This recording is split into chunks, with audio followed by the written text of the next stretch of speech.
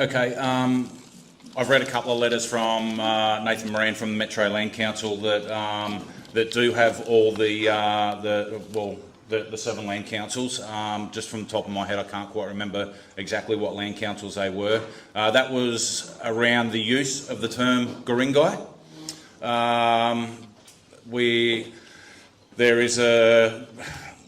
So the story goes, there was from the early 1800s, there was an anthropologist, I believe it was, John Fraser. He wasn't, his work wasn't believed to be the greatest. So now he adapted that name, Guring-gai, to the mob north of the Hunter River. And I was going to say to our mob too, but I'm actually going to finish with a little bit of information and a bit of research that we've recently come across. So, that is based around the use of the term Guring-gai, and that there is a native title holder on Warramai country that are Guring-gai people. I'm not exactly sure if the native title mentions Guring-gai, Guring-gai, Gringo. There's got to be a dozen different variations of it.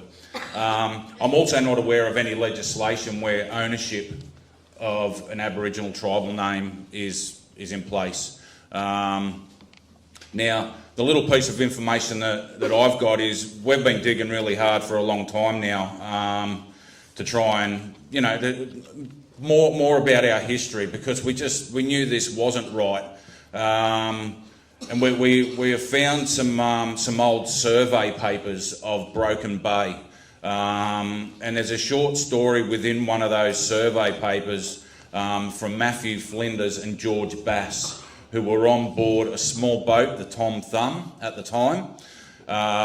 They have written into this journal that they awoke in the morning, and after breakfast they were met by 5 natives in a canoe. These natives offered up a stingray. A stingray is our totem, and they would take no payment in return. So we offered them 2 buttons, which they took. These people called themselves Ku-ring-gai.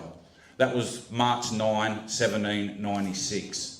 That's about 50 years before John Fraser even threw any terms around for any mobs in New South Wales.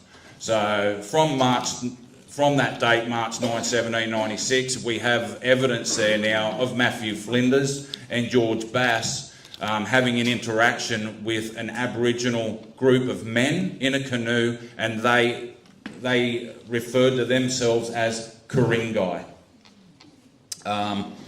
So I don't know where the whole ownership of the term Guring-gai is going to come from now, but that is pretty much the basis of that letter from Nathan Moran, that we cannot use that term. And that letter's gone to many people. This is the kind of propaganda and rubbish that we're dealing with. Like, this is absolute rubbish, and we've had our signs. Any reference to the Guring-gai has been pulled out of national parks. Why? Because we had some senile old man present himself and mislead Parliament that wants to own the name Guring-gai. I just don't get it. But that's the idea of the Nathan Moran letter. Very powerful man. He's got a lot of money, but he's just dead set wrong.